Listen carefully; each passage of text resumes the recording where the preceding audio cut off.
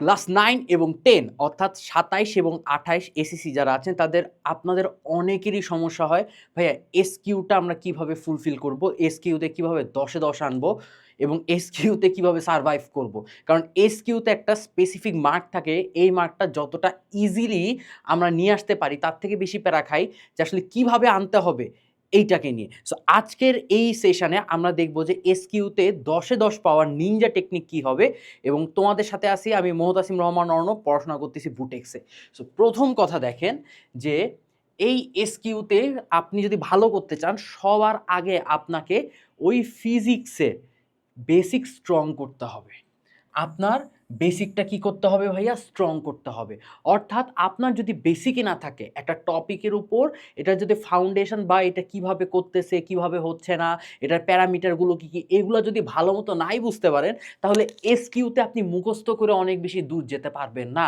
কারণ অনেক সময় দেখা যায় যে গতানুগতিক ধারার বাইরে আপনাদেরকে টুকটাক ছোট ছোট কোশ্চেন তুলে দিবে যেটা টোটালি ওভারল্যাপ করবে আপনার বেসিক বা ফাউন্ডেশনের উপর। সো যারা যারা ভাবতেছেন যে ভাইয়া ক্লাস ক্লাস করব, ম্যাথ করব, ঠিক আছে, ম্যাথের পাশাপাশি আপনাকে অবশ্যই থিওরি বা মানে র যে ভার্সন বা র পার্টটুকু, এই র পার্টটুকু কিন্তু আপনাদের খুব ভালো মতো পড়তে হবে। সো আপনারা যদি যারা ভাবতেছেন যে ভাইয়া এই বেসিক পার্টটুকু কিভাবে কি করব, কিভাবে কি করব না, যদি আপনি ক্লাস 9-এ হয়ে থাকেন, আপনি চাইলে আমাদের ক্যাপ এসিসি 28 এইটা আপনি চাইলে ডেমো ক্লাসগুলো দেখতে পারেন, যদি ভালো লাগে then you can go forward.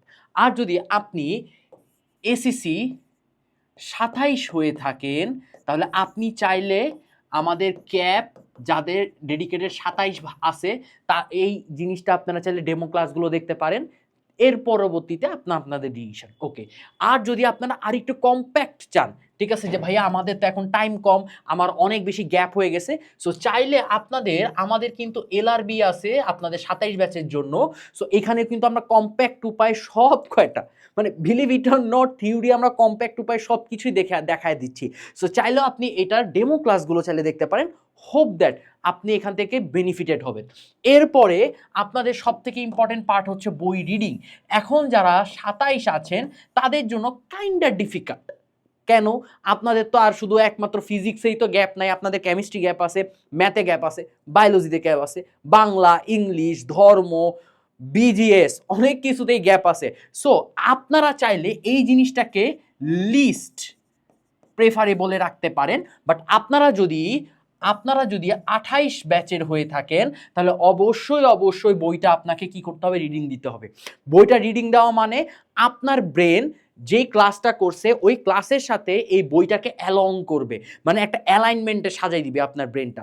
এরপরে গিয়ে দেখবেন আপনি যখন এসকিউ বা শর্ট কোশ্চেনে যাচ্ছেন তখন আপনি নিজ থেকে অনেক কিছু ফিগার আউট করতে পারতেছেন। বোঝা গেছে?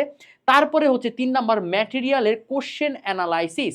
আপনাদের হাতে অবশ্যই আমাদের কোনো গাইড আছে, তাই না? যে কোনো পাবলিকেশনের গাইড আছে, অথবা কিউএন এর হচ্ছে আমাদের মাস্টার বুক আছে। সো যেটাই করেন না কেন আপনাদের কিন্তু এখানে অবশ্যই খ মার্ক বা শর্ট কোশ্চেনের জন্য আপনাদের অনেকগুলো প্রশ্ন দেওয়া আছে, প্রশ্নের উত্তর দেওয়া আছে। এইবার আপনাকে দেখতে হবে ওই প্রশ্নটা কি বা প্রশ্নের এক্স্যাক্ট অ্যান্সার। আপনারা যদি ভাবেন একটা খ মার্কের প্রশ্নতে বাংলার মতো হচ্ছে হাফ পৃষ্ঠা 1 পৃষ্ঠা লিখতে হবে, এটা কোনো উত্তরই না। আপনার ফিজিক্সের ক্ষেত্রে খ মার্কের কোশ্চেনের অ্যান্সার হয় জাস্ট এক line, believe it or not, just হয় এক লাইন। তার মানে ওই একটা লাইন র যা বা জিস্ট ওই পার্টটুকু আপনাকে খুঁজে বের করতে হবে। সো আপনি আগে কোশ্চেন দেখবেন, আপনার মাথায় আগে খেলাবেন যে এটা জিস্ট পার্ট বা একটা লাইন কি হইতে পারে। যদি বের হয়ে যায় দেন আপনি গিয়ে দেখবেন যে আপনার ওই পার্টটুকু তারা কিভাবে সুন্দর মতো সাজাইছে ওই পার্টটাও দেখার পরে সুন্দর মতো রেখে দিবেন, কারণ আপনার ব্রেন ওটা ক্যাপচার করে ফেলছে। এইবার পরীক্ষার হলে আপনি নিজে সেটা আপনাকে ইমপ্লিমেন্ট করবেন, সেটা বই ওয়াইজ ইমপ্লিমেন্ট করবেন না। আপনাদের মধ্যে দেখা যায় যে এই যে 4 নাম্বার মুখস্থ নয় বুঝে করা, আপনার সবাই খ মার্ক অ্যান্সার মুখস্থ করে যান। কেন রে বাবা? এটা কি হচ্ছে বাংলা? এটা কি সমাজ? এটা তো ফিজিক্স। এটাতে মুখস্থ করার কিছু নেই। আপনাকে বিভিন্ন প্ল্যান প্লটিংয়ে হচ্ছে আপনাকে কোশ্চেন দিতে পারে। তাহলে আপনি তখন কি করবেন?